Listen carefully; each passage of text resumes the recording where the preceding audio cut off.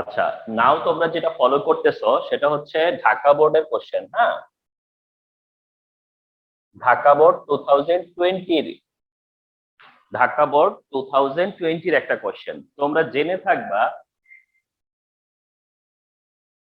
2018 এর পরে আমি যেটা ফলো করলাম যে 2018 এর পরে বইয়ে কিছুটা চেঞ্জ আসছে।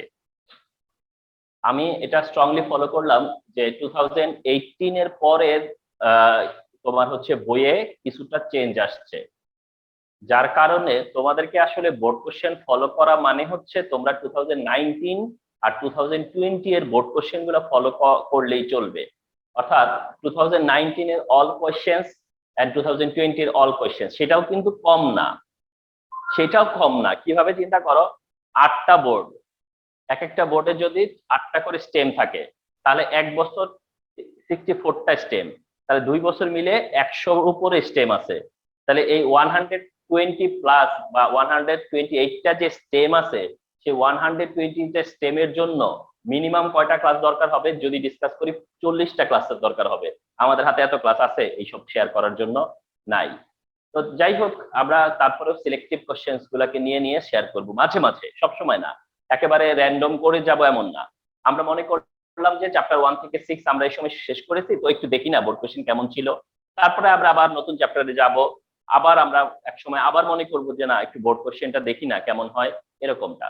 তো আসো স্টার্ট করি আমরা, না? এই কোশ্চেনটা ফলো করতেছো তোমরা। এতে বলা আছে what is antacid.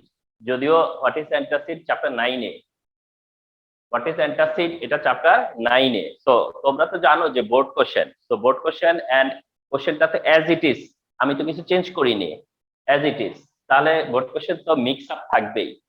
A, what is antacid এটা চ্যাপ্টার 9-এ আমরা শেয়ার করব। B, mention the lone pair and bond pair electron in carbon dioxide molecule. তাহলে তোমরা একটু ডেফিনেটলি এগ্রি করবা, আমরা কি শেয়ার করি না lone pair electron bond pair electron? আমরা কি শেয়ার না করে এই চ্যাপ্টার পার করে আসছি? মানে আমরা কি এই চ্যাপ্টারে লোন পেয়ার বন্ড পেয়ারের উপরে ফোকাস করিনি? আমরা কি লোন পেয়ার বন্ড পেয়ার নিয়ে অনেক বেশি কথা বলিনি? অফকোর্স বলেছি। তাহলে সেটাই হচ্ছে এটা, যে lone pair and bond pair electron কার? কার্বন ডাইঅক্সাইডে। এটা হচ্ছে কার্বন ডাইঅক্সাইড, যেটার স্ট্রাকচারাল ফর্মুলা হচ্ছে এটা। এটা হচ্ছে কার্বন ডাইঅক্সাইডের স্ট্রাকচারাল ফর্মুলা। তবে কার্বন ডাইঅক্সাইডের স্ট্রাকচারাল ফর্মুলাটাকে এভাবে দেখাবা, যেভাবে দেখাচ্ছি। কার্বন অক্সিজেন 2টা করে ইলেকট্রন শেয়ার করছে, এই যে অক্সিজেনের সাথে। Carbon oxygen 2 pair electron share করছে, এই যে অক্সিজেনের সাথে। কার্বন 4টা শেয়ার করতে পারতো, কার্বন কিন্তু তার সবটা শেয়ার করে ফেলছে। কিন্তু অক্সিজেন যে 6 ইলেকট্রন, অক্সিজেন তো 2 ইলেকট্রন শেয়ার করছে, তাহলে তার সে 2 পেয়ার শেয়ার করেনি। এই অক্সিজেন 2 পেয়ার শেয়ার করেনি, এইটা দেখাবা। তাহলে এটা তোমার গিভেন মলিকিউল, এটা তার স্ট্রাকচারাল ফর্মুলা বা এটা তার স্ট্রাকচার। তারপরে না এটা দেখাবা, দেখানোর পরে দেন মেনশন করবা বন্ড পেয়ার। এখানটাই তুমি দেখে যাবা যে বন্ড পেয়ার কত। বন্ড পেয়ারটা এই এখান থেকে বোঝা যাচ্ছে অলরেডি, যত বন্ড তত বন্ড পেয়ার, যত বন্ড তত বন্ড পেয়ার। তাহলে 1 2 3 4, বন্ড পেয়ার কত? 4। Lone pair, lone pair is equal to কত? তো দেখতে হবে লোন পেয়ার কার কাছে। এই অক্সিজেনের কাছে 2টা লোন পেয়ার, এই অক্সিজেনের কাছেও 2 lone pair. Oxygen has 2 lone pair, oxygen has 2 lone pair. তাহলে তাও লোন পেয়ার কত? অলসো 4। তার মানে দেখছো, কার্বন ডাইঅক্সাইড একটা ইন্টারেস্টিং কম্পাউন্ড, যেখানে কিনা lone pair bond pair equal.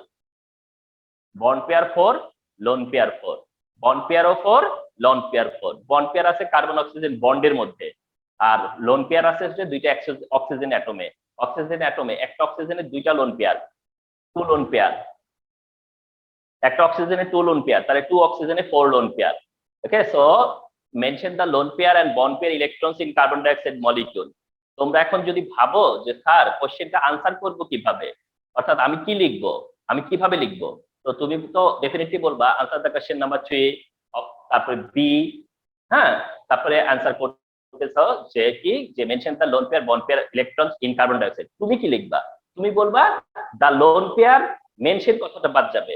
The lone pair and bond pair electrons in carbon dioxide is as following। তারপরে এই যে যা দেখাচ্ছিলাম না আমি বোর্ডে, এই যে জাস্ট আমি বোর্ডে যা দেখাইছি সেটাই তুমি আনসার স্ক্রিপ্টে লিখে দিয়ে আসবা, and it is good enough।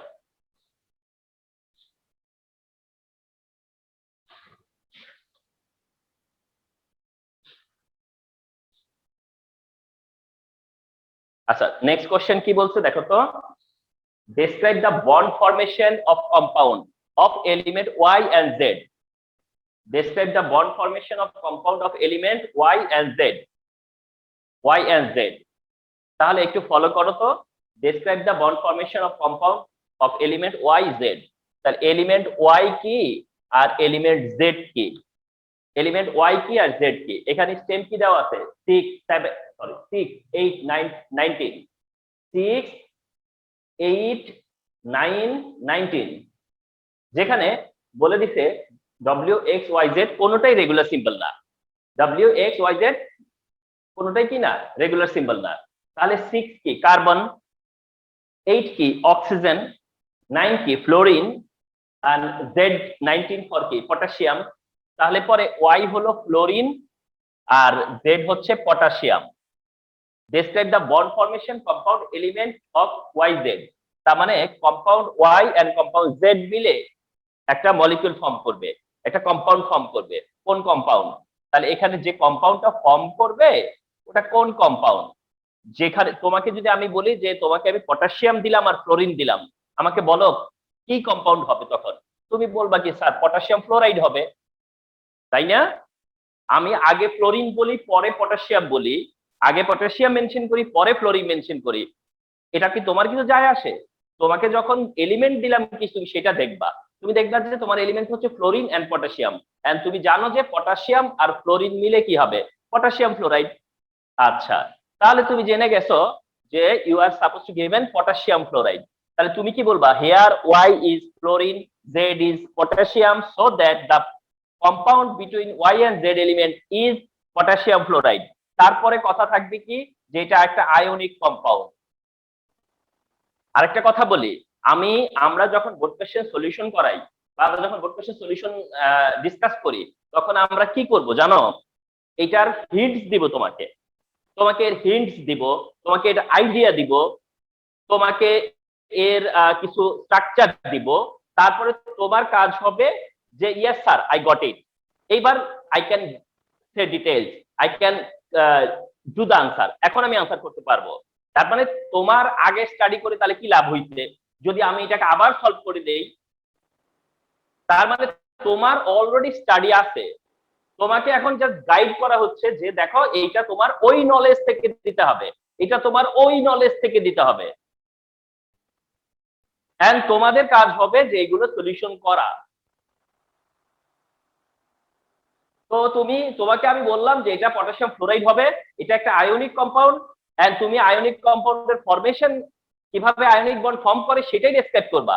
Ionic bond form করা মানে যে পটাশিয়াম কেমন করে পটাশিয়াম আয়ন হবে, ফ্লোরিন কি করে ফ্লোরাইড আয়ন হবে, দুইটা অপোজিট আয়ন কি করে কেন একে অপরের সাথে অ্যাড হইয়া মলিকিউল করবে, এই জিনিসগুলো তোমার আনসারে থাকবে, তাই না? তোমার আনসারে এই জিনিসগুলো থাকবে। তারপরে তুমি এইটাকে সুন্দর করে কি করবা? একটা অ্যান্সার মেক করবা।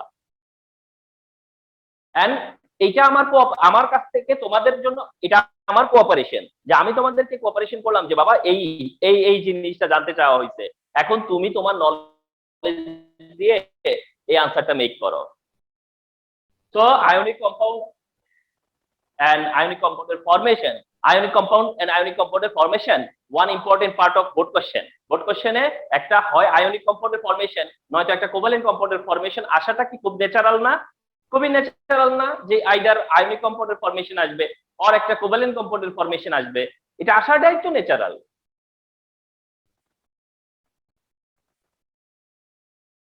ডি এর কোশ্চেন, ডি এর কোশ্চেনে কি বলেছে? Analyze in comparison, analyze in comparison with the melting point and boiling point of two compounds. অর্থাৎ কম্পারিজন করব দুইটা কম্পাউন্ডের, কিসের বেসিসে? তাদের মেল্টিং পয়েন্ট বয়লিং পয়েন্টের। কিন্তু কম্পাউন্ডটা কারা ফর্ম করবে?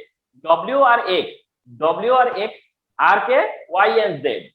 তাহলে নতুন করে আসলো ডব্লিউ, ডব্লিউ যেহেতু 6 তাহলে এটা কার্বন, এক্স 8 তো এটা অক্সিজেন।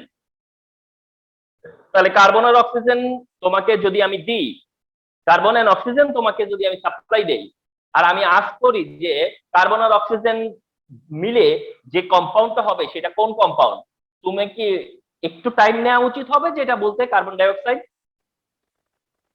তোমাকে বললাম যে কার্বন আর অক্সিজেন এলিমেন্ট দিলাম তোমাকে, কার্বন আর অক্সিজেন, তুমি একটা কম্পাউন্ড ফর্ম করো, you should form carbon dioxide. তার মানে এখানে একদিকে একটা হচ্ছে কার্বন ডাই অক্সাইড।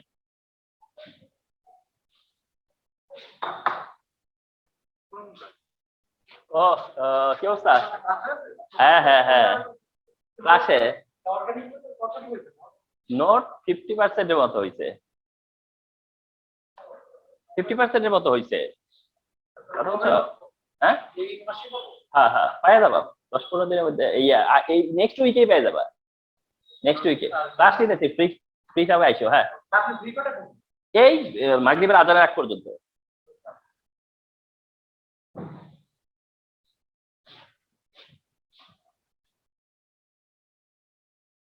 ওকে, সো স্টুডেন্ট আসছিল, সাইক্লিং করে, মাঝে মাঝে সাইক্লিং করে করে আমার এখানে চলে আসে। আচ্ছা, তাহলে এখানে একটা কম্পাউন্ড হচ্ছে কার্বন ডাই অক্সাইড, আর অন্যটা তো অলরেডি হয়ে গেছে না, অন্যটা তো অলরেডি হয়ে গেছে, তা হচ্ছে গিয়া পটাশিয়াম ফ্লোরাইড। তাহলে পরে এখানে কম্পারিজন হচ্ছে carbon dioxide and potassium ফ্লোরাইডের, কম্পারিজন বিটুইন, মার্ক করো না কেন, আমি দেখো না কালি মার্ক করা।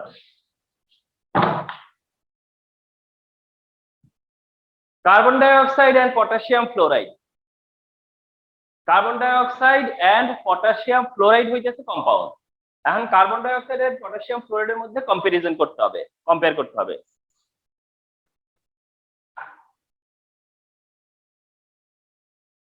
তাহলে কার্বন ডাই অক্সাইড আর পটাশিয়াম ফ্লোরাইডের কম্পারিজন কিসের বেসিসে? Melting point, boiling point, melting point plus কি বয়লিং পয়েন্ট। ডিসিশন কি? ডিসিশন কি?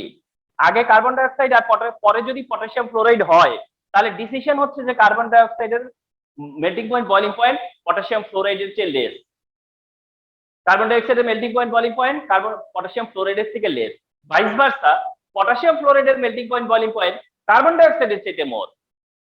এখন কথা হচ্ছে যে এখন এটাকে তো অ্যানালাইজ করতে হবে, এক্সপ্লেইন করতে হবে। তো এক্সপ্লেইন করার মধ্যে কি কি জিনিস আছে, কোন এলিমেন্ট দিয়ে তুমি এক্সপ্লেইন করবা, মানে কোন কিসের বেসিসে করবা? নলেজ কি? নলেজ কি বলে যে এটা কোভ্যালেন্ট আর এটা আয়োনিক? নলেজ কি বলে যে এটা কোভ্যালেন্ট, ওটা আয়োনিক, আর কোভ্যালেন্টের melting point boiling point lower than ionic. তারপরেও আমি স্যাটিসফাই না, আমি হয়তো আরো বলবো যে এইটা কেমন করে হয়, কার্বন ডাইঅক্সাইড কেন, কার্বন ডাইঅক্সাইডের ইয়ে কেমন, মানে মেল্টিং পয়েন্ট বয়লিং পয়েন্ট কেনই কম হবে, বা আয়োনিকেই বা কেন সেটা বেশি হবে, ঠিক না? সেটার জন্য আমি আরো ফার্দার তোমাকে ইন্টারোগেট করলাম, ফার্দার আস্ক করলাম, তখন তুমি বলবা যে ইন্টারমলিকুলার ফোর্স। তখন তুমি কোন ইস্যুটা নিয়ে আসবা? Intermolecular force. অর্থাৎ তুমি বলে দিবা যে কার্বন ডাই অক্সাইডের যে ইন্টারমলিকুলার ফোর্স সেটা অনেকটা লো, ভাইরাস আয়নিক কম্পাউন্ডের ইন্টারমলিকুলার ফোর্স অনেক হাই। এখন তোমাকে বললাম এটা এটুকু পর্যন্ত বললে একটা এভারেজ স্টুডেন্টের আনসার, এতটুকু বললে একটা এভারেজ স্টুডেন্টের আনসার। এখন আমি বললাম দেখো বাবা, এটা তো একটা এভারেজ স্টুডেন্টের আনসার হইলো, তুমি কি জানো, তুমি কি জানো, তুমি কি এর থেকে বেটার কিছু জানো? তখন বললো yes sir, I know something better, আমি একটু বেশি জানি। কি জানো? তুমি বললা কার্বন ডাই অক্সাইডের মধ্যে হলো যে van der Waals force, carbon dioxide হলো ভ্যান ডার ওয়ালস ফোর্স, সেখানে আয়নিক কম্পাউন্ডে কাজ করে হলো electrostatic force, electrostatic force. And যেখানে electrostatic force van der Waals ফোর্সের চাইতে অনেক বেশি পাওয়ারফুল, অনেক স্ট্রং। দেখো কথা তোমাকে বললাম আমি। তাহলে কি দাঁড়ালো যে কম্পাউন্ড বিটুইন হচ্ছে carbon dioxide and potassium fluoride, আর তাদেরকে ডিফারেন্সিয়েট করতে হবে, তাদেরকে কম্পেয়ার করতে হবে কিসের বেসিসে, তাদের কোন characteristic? Melting point boiling point, যেখানে carbon di melting point boiling point lower than potassium fluoride. তার মেজর কারণটা হচ্ছে এখানে carbon dioxide covalent and potassium fluoride ionic. আর কোভালেন্টের মেল্টিং পয়েন্ট বয়লিং পয়েন্টটা কেন কম হয় আর আয়নিকই বা কেন বেশি হয়? তার কারণ হচ্ছে তাদের ইন্টারমলিকুলার ফোর্স, তাদের intermolecular attraction force. Intermolecular force কার বেশি কার কম তার উপর ডিপেন্ড করে সেটা, ঠিক আছে? আচ্ছা, তারপরে হচ্ছে গিয়া ইন্টারমলিকুলার ফোর্সের টাইপটা কি, মানে কোন টাইপের intermolecular force? Carbon die oxide বা কোভালেন্টে থাকে হচ্ছে ভ্যান ডার ওয়ালস ফোর্স, আর পটাশিয়াম ফ্লোরাইড আয়নিকে থাকে ইলেকট্রোস্ট্যাটিক ফোর্স, আর ভ্যান ডার ওয়ালস ফোর্সের চেয়ে ইলেকট্রোস্ট্যাটিক ফোর্স অনেক স্ট্রং। তো এই হচ্ছে যে তোমার এক্সপ্লেনেশন। তাহলে এই হচ্ছে ঢাকা বোর্ড 2020 এর কোশ্চেনের আনসার। তাহলে এ চ্যাপ্টার 9 থেকে জেনে যাবা, ওটা তোমাদের সমস্যা হবে না। ডি জানলা, সি জানলা, ডি জানলা, তাহলে কি, তার মানে you are capable to answer this.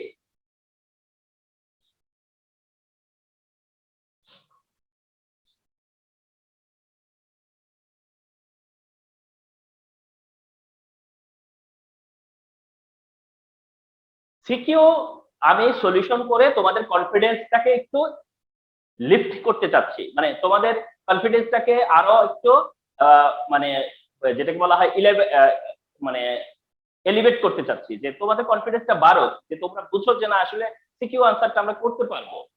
তোমাদেরকে যেটা করতে হবে সেটা হচ্ছে যে সিকিউ কখনোই তোমাদেরকে এক্সামে কখনো ট্রাবল ক্রিয়েট করবে না, দেখবা সিকিউ খুব ভালো পারবা, সিকিউতে ভালো মার্কও আসবে। তোমরা খুব অনেক বেশি রিস্কে থাকবা এমসিকিউ নিয়ে, অনেক বেশি রিস্ক, মানে অনেক বেশি রিস্ক কাজ করা হইতেছে এমসিকিউ নিয়ে। কারণ মানে মিস্টেক গুলা এরকম হয় যে ধরো অনেক সময় অ্যাক্সিডেন্টাল মিস্টেক এমন হয় যে সিকিউতে তুমি 50-তে দেখা গেছে 45 পেয়ে গেছো, বাইরে এমসিকিউতে 25-এ তুমি 10 পাইছো। তো এমসিকিউটা হচ্ছে গিয়ে এরকম একটু রিস্ক থাকে এমসিকিউ, তোমাদের কাছে কম্পারেটিভলি সবসময় দেখবা যে একটু হার্ড মনে হবে। তো এই জন্য এফিসিয়েন্সিটা এমসিকিউ তে বাড়ানোর জন্য আমি কিন্তু আগের সেশন গুলা এমসিকিউ তে করে আসছি। তো আজকে সেশনটা সিকিউ করতেছি, সিকিউর সেশন আর বেশি করবো না। কারণ তোমাদের একটা কনসেপ্ট দেওয়া যে দেখো এই ধরনের সিকিউ হলে তোমরা পারবা, তো তোমরা বললা ইয়েস স্যার পারবো। তো দ্যাট ব্যাস, এটাই আমাদের ডিসিশন, যে আমরা কি সিকিউ পারবো কি, বলে পারবো কি, এটা কি মনে করি যে আমরা পারবো, এই আর কিছু না। এটাও ঢাকা বোর্ডেরই সিকিউ, এটাও অলসো ঢাকা বোর্ডের সিকিউ। আমি এই স্টেমটা মনে হয় তোমরা একটু ক্লিয়ার দেখতেছো না, আমি মেনশন করে এখানে বলি, আলাদা করে আমি লিখতেছি, হ্যাঁ।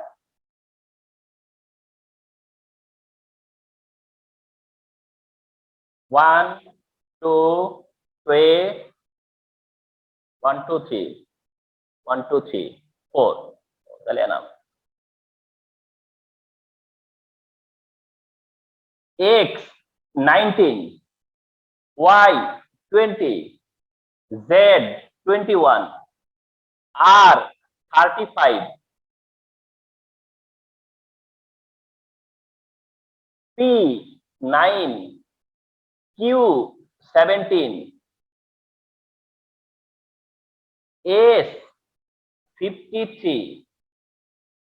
তো এখানে P Q R S X Y Z, P Q R S X Y Z, এইভাবে সবগুলোই এখানে not regular symbol of element. Okay, done. A, what is Dobereiner's law of triad? What is Dobereiner's law of triad? এটা আছে কোথায়? Chapter 4 এ। What is Dobereiner's law of triad? এটা আছে কোথায়? চ্যাপ্টার 4 এ, তার মানে হচ্ছে পিরিয়ডিক টেবিলে। তো আমাদের পিরিয়ডিক টেবিল স্টাডি হয়ে গেছে অলরেডি, এন্ড পিরিয়ডিক টেবিলের নোট, আমার নোট তোমাদের কাছে আছে, সো দ্যাট ইউ নো যে ডোবেরিনিয়ার ল অফ ট্রায়াডটা কি, সেখান থেকে তোমরা দেখে নিলেই পারতেছো। B, why argon is called inner gas? Inert gas, অর্থাৎ আর্গনকে কেন ইনার্ট গ্যাস বলে? হিলিয়াম কেন ইনার্ট গ্যাস? নিয়ন কেন? আর্গন কেন? তো দ্যাট একই আনসার। কোশ্চেন হচ্ছে যে ইনার্ট গ্যাস কেন ইনার্ট, বা কোন একটা এলিমেন্ট, মানে গ্রুপ 18 এর এলিমেন্ট কেন ইনার্ট, গ্রুপ 18 এর এলিমেন্ট কেন ইনার্ট, তার আনসারটা। তো তোমরা দেখবা যে আমার নোটে একটা কোশ্চেন বলে দেওয়া আছে যে কেন ইনার্ট গ্যাসদেরকে আমরা ইনার্ট গ্যাস বলি, অর্থাৎ গ্রুপ 18 এর এলিমেন্টদেরকে কেন ইনার্ট গ্যাস বলে, সেই আনসারটাই শুধু আর্গন ইউজ করে আনসারটা করবা। একই আনসার, আর্গন বললে আর্গন ইউজ করে করবা, নিয়ন বললে নিয়ন ইউজ করে বলবা। আর্গন বলে পরে তুমি যেমন আর্গনের কনফিগারেশন করে বলবা যে আর্গনের অক্টেট ফিল আপ, আর্গনের ইলেকট্রন আউটার শেলের electron fill up, so that argon কোনো ইলেকট্রন ডোনেট করবে না, একসেপ্ট করবে না, শেয়ার করবে না। তো যদি ইলেকট্রন ডোনেট একসেপ্ট শেয়ার না করে, তাহলে সে কোনো কেমিক্যাল বন্ড ফর্মই করবে না। আর যারা কেমিক্যাল বন্ড ফর্ম করে না তারাই তো chemically inactive, so that argon chemically inactive. I chemically inactive, তাই এদেরকে ইনার্ট গ্যাস বলে। সি কোশ্চেন, সি বলতেছে explain the reason for decreasing or increasing of atomic radius from element x to element r। তাহলে কোন দিক যেতে বলছে? x এর থেকে r এর দিকে, x থেকে r এর দিকে। explain the reason for decreasing or increasing atomic radius from element x to r। অর্থাৎ এলিমেন্ট x থেকে r এর দিকে অ্যাটমিক রেডিয়াস যদি ডিক্রিজ হয়, ডিক্রিজ হইলে ডিক্রিজ এক্সপ্লেইন করো, আর যদি ইনক্রিজ হয় তাহলে ইনক্রিজ এক্সপ্লেইন করো। তার মানে তোমাকে ওখান থেকে অপশনটা নিতে হবে, কোনটা এক্সপ্লেইন করবা, অর্থাৎ কি ডিক্রিজিং নাকি ইনক্রিজিং। ঠিক আছে, যেটাই হবে সেটার রিজনটা তোমাকে এক্সপ্লেইন করতে বলা হয়েছে। তাহলে কিভাবে অ্যানসারটা মেক করবা? আচ্ছা, অ্যানসারটা মেকিং এর সময়, অ্যানসার মেকিং এর টাইমে এরা এরা যে রেগুলার সিম্বল না, তারপরেও অ্যানসার করা যাবে। এদেরকে ইরেগুলার সিম্বলে রেখেও অ্যানসার করা যাবে, কিন্তু ইরেগুলার সিম্বলে রেখে অ্যানসার করলে অ্যানসারটা ভালো দেখায় না, এটা হচ্ছে কথা। ইরেগুলার সিম্বল দিয়েও অ্যানসারটা করা যাবে, কারণ এখানে আমার অ্যাটমিক নাম্বারটা হচ্ছে ব্যাপার, এখানে অ্যাটমিক নাম্বারটা হচ্ছে ম্যাটার, অ্যাটমিক নাম্বারটা হচ্ছে ম্যাটার, একই পিরিয়ডে আছে, এইটা ম্যাটার। সো দ্যাট এলিমেন্ট কারা সেটা কি খুব বেশি ম্যাটার করবে? এখন এলিমেন্ট, রেগুলার এলিমেন্টের ব্যাপার, মানে এখানে রেগুলার এলিমেন্ট কারা তাদের পরিচয় জানলেও হবে, না জানলেও হবে, বিকজ আমি তাদেরকে না চিনলেও বলতে পারবো যে লেফট থেকে রাইটে গেলে কি হয়, অ্যাটমিক নাম্বার এইদিকে পিরিয়ডে ইনক্রিজ হওয়ার সাথে সাথে কি হয়, এটা তো আমরা জানি। সো দ্যাট এখানে রেগুলার এলিমেন্ট হয়তো না মেনশন করলেও হয়, কিন্তু তারপরেও for the beautification of the answer তোমাকে ইরেগুলার সিম্বল দিয়ে কখনো আনসার ভালো দেখায় না, মানে গুড লুকিং দেখায় না। সো দ্যাট তোমাদেরকে রেগুলার এলিমেন্টের সিম্বল দিয়ে আনসার করাটাই ভালো হবে। সেক্ষেত্রে তুমি যদি এটাকে রেগুলার করে ফেলো তাহলে কি দাঁড়াবে? 19 মানে পটাশিয়াম, 20 মানে ক্যালসিয়াম, 21 মানে স্ক্যান্ডিয়াম, আর 35 হচ্ছে গিয়া ব্রোমিন। এখন তুমি হয়তো ভাবতে পারো যে স্যার ব্রোমিন তো 30 চাইতে মানে ওভার হয়ে গেল, আর আমরা তো 30 পর্যন্তই মনে রাখতে পারি বা মনে রাখি। শোনো, তোমাদেরকে আমরা বলেছি যে 30 পর্যন্ত মনে রাখাটা ম্যান্ডেটরি, আমরা বলেছি যে 30 পর্যন্ত জানতে হবে এমন ভাবে যে 1 থেকে 30 সব জানো, কিন্তু তারপরেও বলেছি যে 30 পরেও কিছু কিছু এলিমেন্ট আছে যাদেরকে জানতে হবে, 30 পরেও কিছু এলিমেন্ট জানতে হবে, যেমন ব্রোমিন 35। আর এটার জন্য আরেকটা ক্লু আছে, আরেকটা ক্লু কি? কারণ পি হচ্ছে 9 আর 9 হলো ফ্লোরিন, আর ফ্লোরিনের ঠিক নিচে কে? ক্লোরিন, আর ক্লোরিনের পরেই কে? ব্রোমিন, আর ব্রোমিনের পরেই কি? আয়োডিন। এন্ড তোমাদের এভরিবডিকে এটা জানতে হবে, তোমাদের এভরিবডিকে এটা জানতে হবে যে গ্রুপ 17 এ কোন কোন এলিমেন্ট থাকে। At least fluorine, chlorine, bromine, iodine জানতেই হবে। গ্রুপ 17 এর এলিমেন্ট কি কি? মানে গ্রুপ 17 এর এলিমেন্ট গুলো বলো তো। তুমি বলবো যে fluorine, chlorine, bromine, iodine. At least fluorine, chlorine, bromine, iodine, iodine পর্যন্ত তুমি তো জানোই। তাহলে পরে এই দিক থেকে তুমি যদি দেখো তাহলে ফ্লোরিন, ক্লোরিন, ব্রোমিন এমনিতে তো জানতে সেটা ব্রোমিন, তাহলে fluorine, chlorine, bromine, iodine, fluorine, chlorine, bromine, iodine, তারপরে এটা ব্রোমিন, এই যে 35 ব্রোমিন, 21 তো স্ক্যান্ডিয়াম, ক্যালসিয়াম, পটাশিয়াম। ওকে, তাহলে এলিমেন্ট গুলো হচ্ছে গিয়া পটাশিয়াম, ক্যালসিয়াম, স্ক্যান্ডিয়াম আর ব্রোমিন। এলিমেন্ট আমার কোনো কনসার্ন না, এরা না থাকতো কোনো সমস্যা না। আমি কোন জিনিসটা এক্সপ্লেইন করব? Across a period atomic radius decreases, across a period atomic radius decreases. আমি তো শুধু সেটা এক্সপ্লেইন করব, আমি জাস্ট এক্সপ্লেইন করব, উই জাস্ট এক্সপ্লেইন যে across a period atomic radius decreases. অর্থাৎ তুমি শুধু প্রথমে কি করবা জানো? একটা ডিক্লারেশন দিবা। স্টার্টিং এ তুমি জাস্ট একটা ডিক্লারেশন দিবা যে এই এলিমেন্ট গুলো রেসপেক্টিভলি পটাশিয়াম, ক্যালসিয়াম, স্ক্যান্ডিয়াম আর হচ্ছে ব্রোমিন। তুমি ফার্স্টে শুধু কি করবা? একটা ডিক্লারেশন দিবা। তুমি জাস্ট ডিক্লেয়ার করবা যে the given elements হচ্ছে কি potassium, calcium, scandium and bromine, and এটা মেনশন করবা যে they are the element of। আচ্ছা, আমার সাথে একটু কনভারসেশন করো তো, অনেকক্ষণ ধরে আমি কিছু কারো কোনো রেসপন্স পাচ্ছি না। জি স্যার আছি। আচ্ছা আচ্ছা। আর তানভীর? Yes, sir. আচ্ছা ঠিক আছে। মানে আমি একদম মানে মনে হচ্ছিল যে সব একদম মানে নীরবে সবাই। আচ্ছা তো সাইলেন্সই তো একটু শেয়ার করে নিলাম। ওকে, সো আমাদেরকে জাস্ট ফার্স্টে ফলো করতে হবে, বা ফার্স্টে এইটুকু ডিক্লিয়ার করতে হবে। আমি যেটা এক্সপ্লেন করব সেটা শুধু ডিক্লিয়ার করে নিব যে এটা হচ্ছে গিভেন এলিমেন্ট হচ্ছে গিয়া পটাশিয়াম, ক্যালসিয়াম, স্ক্যান্ডিয়াম আর ব্রোমিন। এন্ড এটা বলবো যে এরা একই পিরিয়ডের এলিমেন্ট। ইভেন কোন পিরিয়ড সেটাও বলো, এরা 4th পিরিয়ডের এলিমেন্ট। আচ্ছা, তো এরা একই পিরিয়ডের এলিমেন্ট, আমরা সেটা বলবো। বলবার পরে তারপরে আমি কি করবো জানো? আমি আমার কথাগুলোই বলবো। যেমনটা হচ্ছে মাঝে মাঝে একটা জোক বলা হয়, দেখবা যে অনেক ক্লাসে অনেক টিচাররা একটা জোক বলে। জোকটা কি?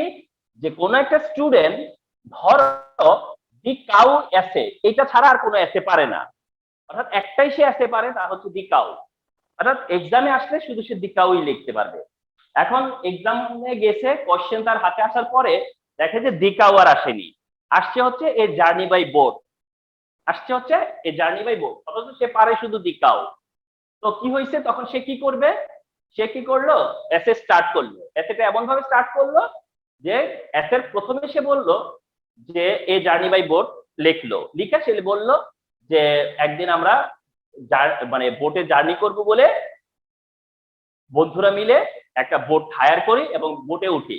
বোট ওঠার পরে, বোটটা ছাড়ার পরে একটা ক্যানেল দিয়ে বোটটা যাচ্ছিল, রিভার দিয়ে বোট যাচ্ছিল, তো রিভারের পাশে একটা ল্যান্ড, এবং সেই ল্যান্ডে একটা কাউ আসছিল, বুঝছো? সেই ল্যান্ডে একটা কাউ দেখা গেছে। এরপরে সে কি করছে? তার পুরো দিকাউ রচনা লিখে দিয়ে আসছে। মানে সে যে কাউ দেখছে, ওই কাউয়ের পুরো ডেসক্রিপশন লিখে ফেলছে। কোনটা লিখছে? ওই যে দিকাউ রচনা সে পারে, এতে একটাই পারে দিকাউ, পরে সে সব পুরো দিকাউ লিখে দিয়ে আসছে। তো এটাকে বলতে পারো একটা ইম্প্রোভাইজিং একটা ব্যাপার, ঠিক না? Yes. এটা কি দারুণ একটা ইম্প্রোভাইজেশন না? সে কিন্তু দেখো টিচারকে কিন্তু পুরা ইয়ে করে ফেলছে, কি ব্যাপার, কি করলো? মানে সে ঠিকই শুরু করছে journey by boat, boat hire করতে রিভারে গেছে, তারপরে নদীর পাশে এসে একটা কাউ দেখতে পাইছে, এবং তারপরে সে কাউ এর ডিটেলস লিখে দিয়ে আসছে, কারণ সে জানে তো D cow. This is call improvisation. কিভাবে ইম্প্রোভাইজ করতে হয় তোমার এগেইনস্ট একটা অবস্থায়, তুমি কিভাবে তুমি তোমার ফরে নিয়ে আসবা, অর্থাৎ তুমি যেটা জানো সেই জানার মধ্যে তাকে নিয়ে আসবা, তাই করবা। তুমি এই কথাটাই এক্সপ্লেইন করবা, তোমরা তো এটাই এক্সপ্লেইন করবা যেটা তোমরা জানো, এন্ড তোমাদেরকে যেটা জানানো হয়েছে সেটাই এক্সপ্লেইন করবা। কিন্তু এটা যে এক্সপ্লেইন করতে হবে এখানে, সেটার জন্য তুমি ফার্স্টে কিছু ইন্ট্রোডাকশন দিয়ে আসবা, তারপরে তুমি তোমার কথা বলে যাবা। এখানে তখন এলিমেন্ট কোনো ম্যাটার করবে না, এখানে কারা আছে সেটা ম্যাটার করবে না, কারণ এখানে মেইন ব্যাপারটা হচ্ছে যে এরা তো একই পিরিয়ডে আছে। আর আমি শুধু বোঝাতে পারতেছি কিনা যে লেফট থেকে রাইটে সাইজ ডিক্রিজ হবে। Is that clear? Yes, sir. G sir.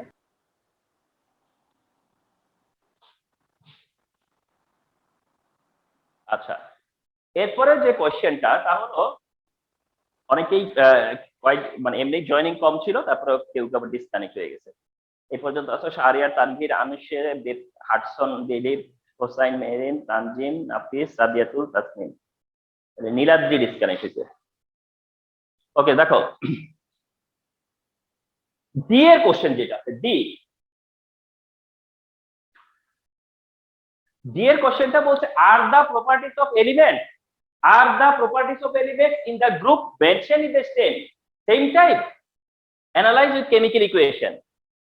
তার মানে তোমাকে বুঝাতে বলতেছে এই যে হচ্ছে গিয়া এলিমেন্টস ইন দ্য গ্রুপ, এরা হচ্ছে এলিমেন্টস ইন দ্য গ্রুপ। তোমাকে বলতেছে are the properties of the elements, are the properties of the elements in the group mention in the same type analyse করো কেমিক্যাল ইকুয়েশন দিয়ে। ওকে, তো এই জায়গায় basic কনসেপ্টটা কি? এই জায়গাতে বেসিক কনসেপ্টটা কি? এখানে বেসিক কনসেপ্ট হচ্ছে এরকম, বেসিক কনসেপ্টটা হচ্ছে এখানে এরকম যে তোমার same group's elements have same properties because of their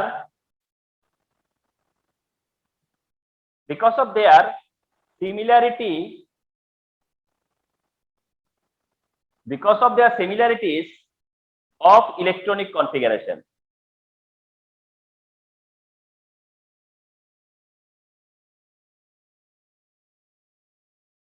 এটা হচ্ছে বেসিক আইডিয়া। অ্যানসারে কি থাকবে না থাকবে, অ্যানসারটাতে কি থাকবে না থাকবে সেটা পরে। এটার বেসিক আইডিয়াটা কি? এটার বেসিক আইডিয়া হচ্ছে যে same groups element have same property. এটা একেবারে গ্রুপ 1 এও ট্রু, গ্রুপ 2 এও এটা ঠিক আছে। যে কোনো গ্রুপে গ্রুপ 1 থেকে শুরু করে 18 পর্যন্ত সব গ্রুপেই এটা ফলো করে কি, যে same group element have same property, group 1 এর যারা তাদের প্রপার্টি সেম না, গ্রুপ 2 তে যারা আছে তাদের সবার প্রপার্টি সেম না।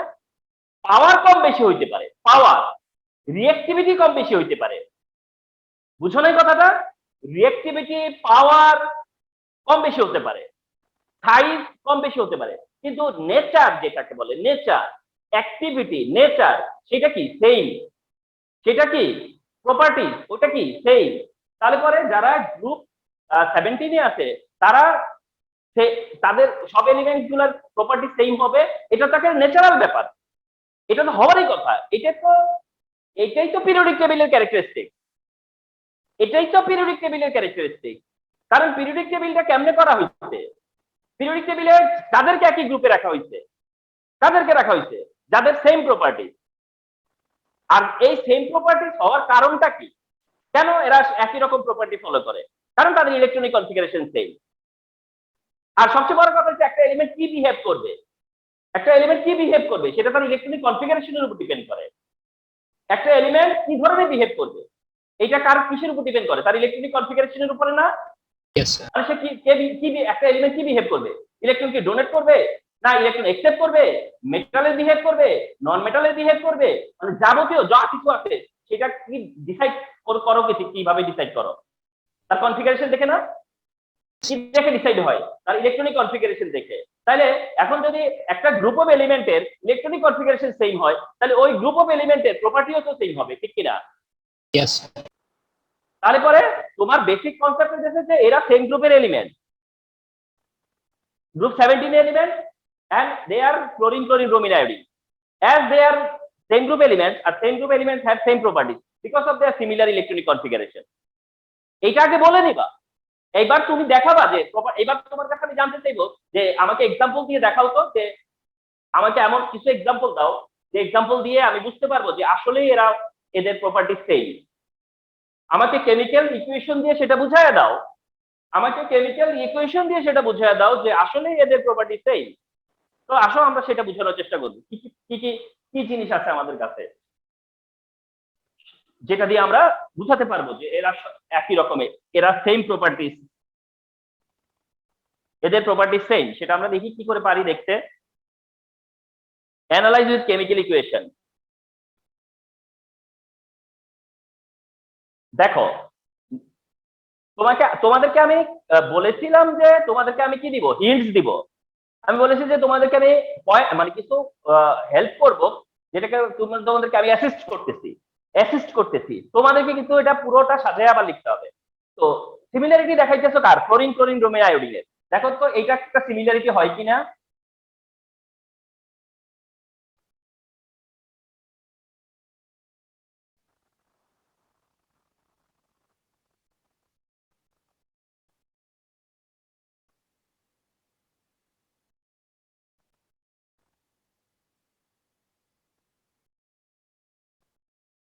হয় কিনা সিমিলারিটি বলো তো? ক্লোরিন সোডিয়ামের সাথে যে বিহেভ করছে, ক্লোরিন সোডিয়ামের সাথে, ব্রোমিন সোডিয়ামের সাথে, আয়োডিন সোডিয়ামের সাথে একই। ক্লোরিন সোডিয়াম ফ্লোরাইড সল্ট করছে, ক্লোরিন ব্রোমিন আয়োডিন। তার মানে সোডিয়ামের সাথে ফ্লোরিন সহ ক্লোরিন ব্রোমিন আয়োডিন তারা কি করে, সেম টাইপের রিঅ্যাকশন দেয়, সেম টাইপের কম্পাউন্ড ফর্ম করে। এটা কি তাদের একটা সিমিলারিটি না? এটা কি একটা মানে example of their similar properties হয় না? যে এরা যে সিমিলার, এরা যে সেম প্রপার্টিসের, এটা কি তার একটা গুড এক্সাম্পল না? যে এদের সবাই কি করে, মেটালের সাথে মেটাল হ্যালাইড তৈরি করে, এরা সবাই মেটালের সাথে সেম টাইপের হ্যালাইড প্রডিউস করে। বা অর্থাৎ সোডিয়াম দিয়ে তুমি এক্সাম্পল দিলা, সোডিয়াম ছাড়া অন্য কোন মেটাল হলেও তাই করতো। তাহলে কি দাঁড়ালো, যে এরা সবাই মানে অর্থাৎ chlorine chlorine bromine iodine have same properties because of the following equation. তারপরে ইকুয়েশন দেখালা, এই ইকুয়েশন একটা গুড এক্সাম্পল, এই ইকুয়েশন একটা পাওয়ারফুল এক্সাম্পল যে অ্যাকচুয়ালি তো তাই, ক্লোরিন ক্লোরিন ব্রোমিন আয়োডিন তো এখানে একই বিহেভ করতেছে, একই রকম প্রপার্টিজ শো করতেছে। তার মানে yes, their properties are same, their properties are same, that means they are same type element, they are same type element, they are same type element, understood? Yes, sir. আচ্ছা দেখো,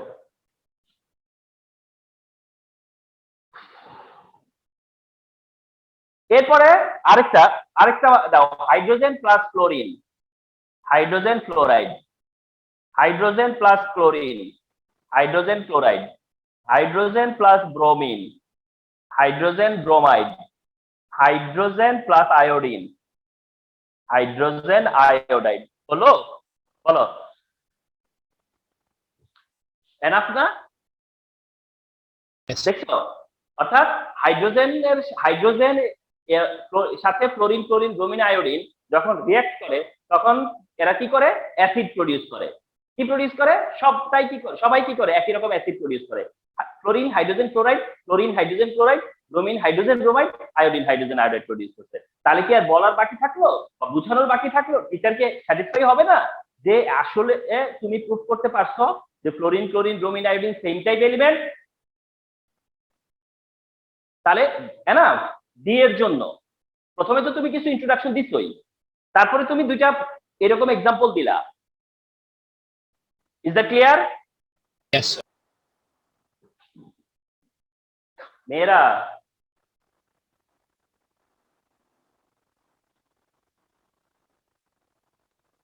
আনুষে, মেহরিন, সুজানা, রাদিয়াতুল, তাসনিম। জি sir.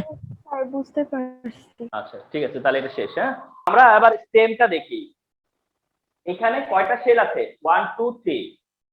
এখানে কয়টা shell আছে? 1 2। এখানে কয়টা shell আছে? 1 2 3। ওকে, তো পরে আমরা একটু দেখব ফার্স্ট কোশ্চেন কি, হোয়াট ইজ কোভালেন্ট বন্ড। তার মানে তোমরা এটা তাহলে ফিক্স হয়ে গেল যে হোয়াট ইজ কোভালেন্ট বন্ড যেহেতু আসে, তাহলে হোয়াট ইজ আয়নিক বন্ডও আসতে পারে নাকি? তার মানে তুমি চিন্তা করলা যে হোয়াট ইজ কোভালেন্ট বন্ড এই কোশ্চেনটা হইতে, তাহলে আমার ডেফিনেটলি আমাকে কনফার্ম করে রাখতে হবে অ্যাজ ইফ আমি হোয়াট ইজ আয়নিক বন্ড হলেও পারবো, হোয়াট ইজ কোভালেন্ট বন্ড হলেও পারবো। তার মানে এইভাবে দেখতে হবে ব্যাপারটাকে, কথা বুঝো নাই? অর্থাৎ তুমি চিন্তা করলা যে কোভালেন্ট বন্ড আসছে, তাহলে আয়নিক বন্ড আসতে পারে, তাহলে আমার কাজ কি হবে, আমি কোভালেন্ট বন্ডের ডেফিনেশন আর আয়নিক বন্ডের ডেফিনেশনটাকে রেডি করে রাখবো। তাহলে what is covalent bond, chemical বন্ডের মধ্যে ওয়ান টাইপ বন্ড হচ্ছে কোভালেন্ট বন্ড, যেখানে দুইটা অ্যাটম ইলেকট্রন শেয়ার করে তারপর তারা বন্ড ফর্ম করে, ঠিক না? তাহলে সেইটা ডেফিনেশন তুমি জানা থাকলো। Why aluminium conducts electricity, why aluminium conducts electricity. আচ্ছা, তোমরা আমার শীট পড়লে পরে পাওয়া যাবা, সেটা হচ্ছে যে আমার শীট দেখবার যে বলা আছে মেটাল কন্ডাক্টস ইলেকট্রিসিটি, এটার এক্সপ্লেনেশন দেওয়া আছে। মেটাল কন্ডাক্টস ইলেকট্রিসিটি তার মানে one of the characteristics of metal, one of the characteristics of metal হচ্ছে যে মেটাল ক্যান কন্ডাক্ট ইলেকট্রিসিটি বা মেটাল কন্ডাক্টস ইলেকট্রিসিটি। তো মেটাল ইলেকট্রিসিটি কন্ডাক্ট করে, ওইটা যা এক্সপ্লেনেশন মেটাল ইলেকট্রিসিটি কেন কন্ডাক্ট করে তার জন্য যে এক্সপ্লেনেশন অ্যালুমিনিয়াম ইলেকট্রিসিটি কন্ডাক্ট করে, একই তো এক্সপ্লেনেশন হবে, বিকজ অ্যালুমিনিয়াম তো মেটাল। তাহলে aluminium as a metal electricity conduct করে। তা তুমি সেই ওই যে জিকাও এর মতো অবস্থা হয়ে গেল না?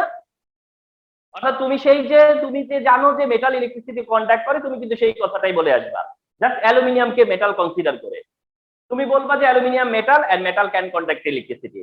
তারপরে কিন্তু তুমি ওই কথাই বলবা যেটা তুমি জানো। কেন মেটাল ইলেকট্রিসিটি কন্ডাক্ট করে? কারণ মেটালের মধ্যে কি থাকে? ফ্রি ইলেকট্রন থাকে। মেটালের মধ্যে ডিলোকালাইজড ইলেকট্রন থাকে, ফ্রি ইলেকট্রন থাকে। আর যাদের মধ্যে ফ্রি ইলেকট্রন বা ডিলোকালাইজড ইলেকট্রন থাকে তারা ইলেকট্রিসিটি কন্ডাক্ট করে। সো দ্যাট অ্যালুমিনিয়াম বা মেটাল ইলেকট্রিসিটি কন্ডাক্ট করে। That's all.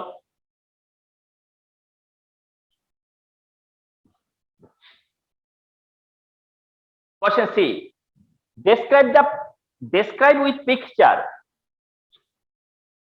আচ্ছা দেখো, describe with picture, যাই হোক পিকচার বলতে ছবি বোঝানো বোঝাইছে, ডায়াগ্রাম বোঝায়। What type of bond exists in TR6?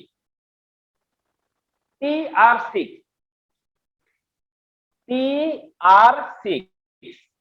তাহলে describe the picture, what type of bond exists in TR6, অর্থাৎ TR6 এর মধ্যে কি টাইপের বন্ড থাকবে?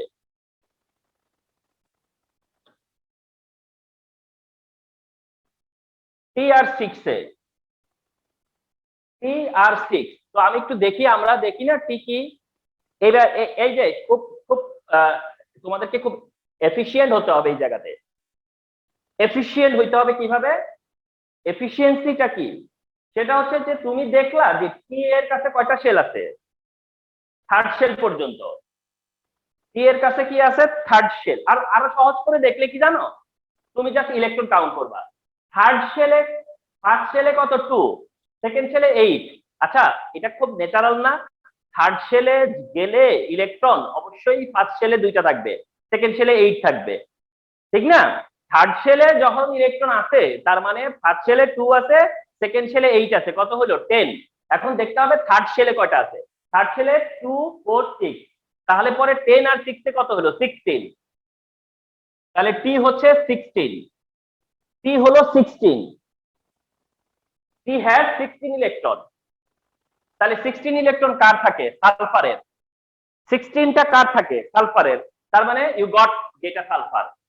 তার মানে টি হচ্ছে গিয়া সালফার এলিমেন্ট, টি হলো গিয়া sulphur element. So that T sulphur element. তারপর বলতেছি কার কথা? আর এর কথা। আর এর দিকে একটু তাকাই। আর এর ফার্স্ট শেলে আছে 2, আর সেকেন্ড শেলে আছে 2, 4, 6, 7, তার মানে কত হলো? 9। 2 আর 7 এ কত হলো? 9। তাহলে আর আর যেটা তার হচ্ছে 9। তো 9 এর এলিমেন্টটা কে? ফ্লোরিন না? 9 কে? ফ্লোরিন। তার মানে এখানে যে এলিমেন্ট গিভেন তার একটা হচ্ছে সালফার এন্ড অন্যটা হচ্ছে ফ্লোরিন। তাহলে সালফার আর হলো ফ্লোরিন। তাহলে TR6 মানে কি? সালফার। তার মানে TR6 টি যদি হয় সালফার আর আর যদি হয় ফ্লোরিন, তাহলে TR6 হয় কি? TR6 তাহলে কি হয়? Sulphur hexafluoride. একটু এটা তোমাদের কাছে একটু আনইউজুয়াল লাগতেছে না? যে এইরকমটা তো খুব একটা দেখিনি, এটা তো আমাদের শো করা হয়নি, বা এটা তো আমরা খুব একটা শো করি না। এটার নামটা বলে দিচ্ছি, এটা হচ্ছে sulphur hexafluoride. Sulphur hexafluoride, sulphur hexafluoride name of এই কম্পাউন্ডটা হচ্ছে সালফার হেক্সাফ্লোরাইড। তাহলে পরে তোমাকে বললো describe with picture what type of bond exists in TR6। তাহলে TR6 কি হলো? TR6 হলো সালফার হেক্সাফ্লোরাইড, আর সালফার হেক্সাফ্লোরাইড হচ্ছে একটা কোভালেন্ট কম্পাউন্ড।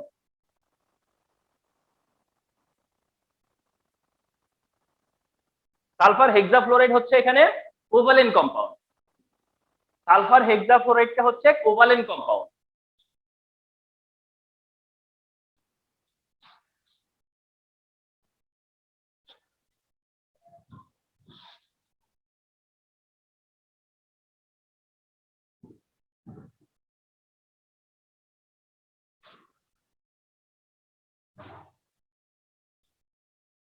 দেখো, সালফার হেক্সাফ্লোরাইড তোমাকে বললো describe with picture what type of bond exists in TR6। তুমি বললা যে TR6 হচ্ছে sulphur hexafluoride, and sulphur hexafluoride হচ্ছে একটা covalent compound. so that sulphur হেক্সাফ্লোরাইডে there are covalent bond, বাস there are covalent bond exist, এটা বলে দিলা তুমি। তার মানে তোমার বিগিনিং ঠিক আছে, যে TR6 এর মধ্যে দেয়ার কোভালেন্ট বন্ডস আর প্রেজেন্ট, অর্থাৎ তুমি বলে দিলা যে এর মধ্যে কোভালেন্ট বন্ড প্রেজেন্ট আছে। তো কোভালেন্ট বন্ড প্রেজেন্ট থাকে কিভাবে, কিভাবে থাকে? তখন তুমি সেটা বলবা যে সালফারের সাথে ফ্লোরিন ইলেকট্রন শেয়ার করে বলে। সালফারের সাথে ফ্লোরিন ইলেকট্রন শেয়ার করে, যেখানে সালফার 6 ইলেকট্রন শেয়ার করে আর ফ্লোরিন সেখানে 1 ইলেকট্রন শেয়ার করে। তাহলে সালফারের ইলেকট্রন কিভাবে থাকবে? এই যে সালফার, সালফার কয়টা শেয়ার করবে? 6। সালফার শেয়ার করবে হচ্ছে 6টা। তাহলে সালফারের আছে 2 4 6, একটা সালফারের কাছে আছে 6 আর ফ্লোরিনের কাছে আছে 2 4 7। সালফারের আউটার শেলে 6 আর ফ্লোরিনের আউটার শেলে 7, কিন্তু বাট যে জিনিসটা সালফারের আউটার শেলে 6 আছে আর ফ্লোরিনের আউটার শেলে 7 আছে, কিন্তু এখানে মলিকিউল যেটা ফর্ম করছে সেখানে সালফার তার 6টা ইলেকট্রন শেয়ার করছে, whereas ফ্লোরিন একটা ইলেকট্রন শেয়ার করছে। তাহলে একটা সালফারের একটা ইলেকট্রন ফ্লোরিনের একটা ইলেকট্রনের সাথে শেয়ার করবে। Sulphur has 6 electron, fluorine has 7 electron. তো ফ্লোরিন 7 হলেও ফ্লোরিন তার একটা ইলেকট্রন শেয়ার করবে যেটা তার সিঙ্গেল ইলেকট্রন, ফ্লোরিন শেয়ার করবে তার সিঙ্গেল ইলেকট্রন, আর সালফার তার 6 ইলেকট্রন শেয়ার করবে।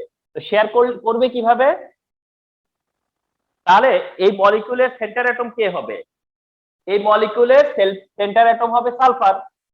তাহলে এই কম্পাউন্ডের সেন্টার অ্যাটম হবে সালফার। সালফার ক্যাচ করবে কয়টা ফ্লোরিনকে?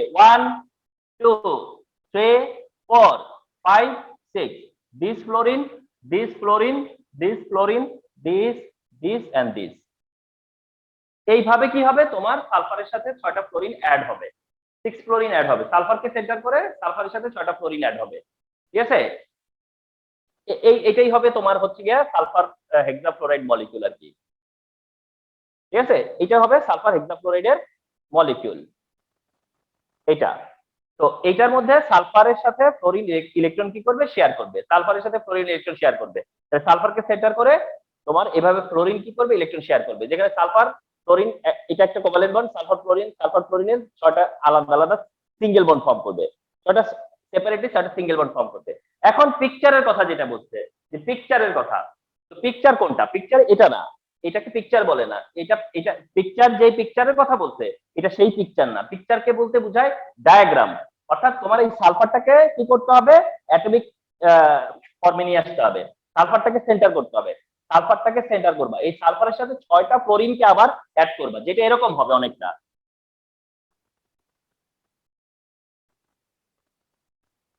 এই সালফার দেখা যাবে যে এখানে একটা ফ্লোরিন, এখানে একটা ফ্লোরিন, এখানে একটা ফ্লোরিন, এখানে একটা ফ্লোরিন, এখানে একটা ফ্লোরিন আর এখানে একটা fluorine.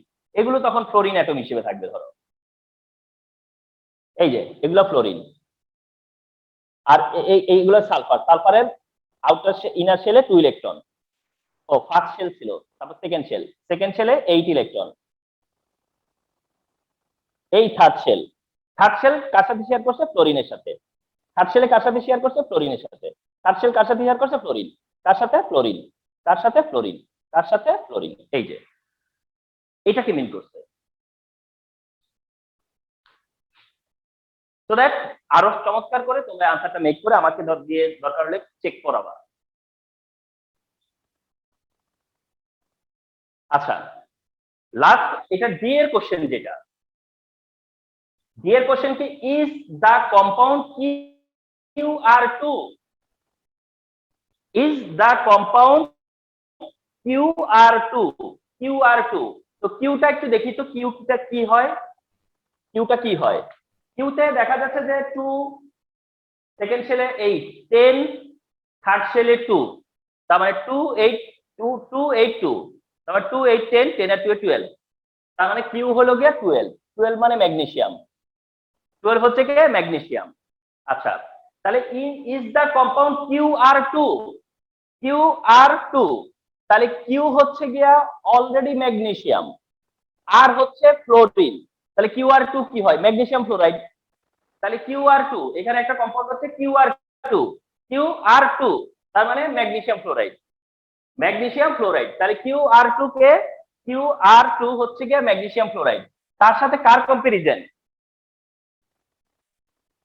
and the compound of R, and the compound of R, R মানে fluorine. With the element having atomic number 6, with the element having atomic number 6 মানে ফ্লোরিন হচ্ছে আর, তার সাথে কোন এলিমেন্ট? কার্বন। তার সাথে কোন এলিমেন্ট? কার্বন। তাহলে ফলো করো, এখানে কিন্তু কোশ্চেনের মধ্যে একটা বেশ কাজ রেখে দিছে তারা, মানে কোশ্চেনে একটা কাজ রেখে দিছে। কোশ্চেন বলতেছে QR2 এর সাথে কারো একটা কম্পাউন্ডের সলিবিলিটি কার কম বেশি জানতে চাইছে। বলতে is the compound A and the compound A atomic number is soluble in water, অর্থাৎ এখানে দুইটা কম্পাউন্ডের সলিবিলিটি নিয়ে কথা বলতে হবে। তার মধ্যে একটা কম্পাউন্ড হচ্ছে ম্যাগনেসিয়াম ফ্লোরাইড, বিকজ ওটা QR2। কিন্তু আরেকটা কম্পাউন্ড কি সেটা আবার কেমনে বলছে দেখো। আরেকটা কম্পাউন্ড হচ্ছে দ্য কম্পাউন্ড অফ আর, অর্থাৎ ফ্লোরিনের কম্পাউন্ড, তার সাথে অ্যাটমিক নাম্বার অফ 6, অর্থাৎ কার্বনের সাথে। এখন কার্বন আর ফ্লোরিনের কম্পাউন্ডটা কোন কম্পাউন্ড? এইটা তোমাদের কাছে একটু হঠাৎ করে কি মনে হবে জানো? আনইউজুয়াল মনে হবে। অর্থাৎ তুমি হঠাৎ করে না কার্বন আর ফ্লোরিন দিয়ে মলিকিউল বানাতে পারবে না। অ্যাট ওয়ান্স তোমার কাছে একটু মনে হবে যে কার্বন আর ফ্লোরিন দিয়ে কোনো কম্পাউন্ড হয় বলে তো আমি দেখিনি। কার্বন আর ফ্লোরিন আছে টুগেদার, এমন কোনো কম্পাউন্ড তো আমার চোখে পড়েনি। এটা তুমি তোমার মধ্যে একটা ভাবনা কাজ করতে পারে। তো এখানে তুমি কিভাবে আসলে, কিন্তু এটা তো হবে, কম্পাউন্ড তো হবে, কোনো ডাউট নাই, কম্পাউন্ড তো হবে। তাহলে পরে কি কম্পাউন্ড হবে? কি হওয়ার কথা? কি হওয়ার কথা? তাহলে তোমার মনে করতে হবে কার্বন আর ক্লোরিন যখন কম্পাউন্ড ফর্ম করে, কার্বন এন্ড ক্লোরিন যখন কম্পাউন্ড ফর্ম করে, তখন কার্বন আর ক্লোরিনের কম্পাউন্ড কি? কার্বন টেট্রাক্লোরাইড না? এইটা কি জীবনেও দেখো নাই? এটা না দেখি কি তোমরা চ্যাপ্টার 6 শেষ 5 শেষ করে আসছো? এটা না পড়ে কি চ্যাপ্টার 5 পার হইছো? পসিবল এটা যে কার্বন টেট্রাক্লোরাইড না দেখেই আমরা চ্যাপ্টার 5 শেষ করছি? কার্বন টেট্রাক্লোরাইড CCl4, এটা না দেখে তো আর আমরা চ্যাপ্টার 5 থেকে বেরোই নাই। তাইলে তোমাকে সেভাবে চিন্তা করতে পারলেই তো হয় যে কার্বনের সাথে যদি 4টা ক্লোরিন অ্যাড হয়, তাহলে কার্বনের সাথে একইভাবে 4টা ফ্লোরিনও অ্যাড হইবে। তার মানে এদিকে একটা হলো ম্যাগনেসিয়ামের ফ্লোরাইড, একটা হলো কার্বনের ফ্লোরাইড। একটা ম্যাগনেসিয়ামের ফ্লোরাইড, অন্যটা হচ্ছে কার্বনের ফ্লোরাইড। এখন কোশ্চেন হচ্ছে কি যে এই দুইটার মধ্যে এই দুইটাই কি সলিউবল ইন ওয়াটার? কোশ্চেনটা হচ্ছে এরকম যে এই দুইটা কম্পাউন্ডে কি ওয়াটারে সলিউবল?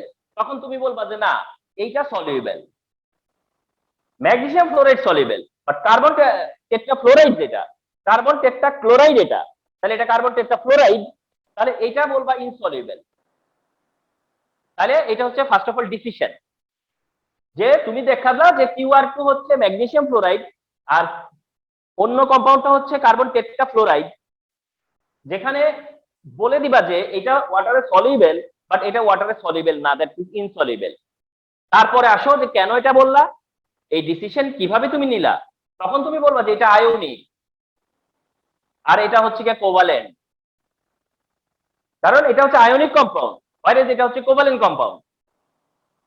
তারপরে আমি আবার কোশ্চেন করলাম যে আয়নিক কম্পাউন্ড কেন ওয়াটারে সলিউবল আর কোভালেন্ট কম্পাউন্ডই বা কেন ওয়াটারে সলিউবল না, সেটার কারণ কি? তখন তুমি কোন কনসেপ্ট নিয়ে আসবে জানো? পোলার আর নন পোলার। তখন তুমি পোলার আর নন পোলারের কনসেপ্ট নিয়ে আসবা। মানে তুমি বলবা যে আয়নিক কম্পাউন্ড পোলার, অর্থাৎ আয়নিক কম্পাউন্ডের কাছে প্লাস মাইনাস চার্জ আছে, আয়ন আছে।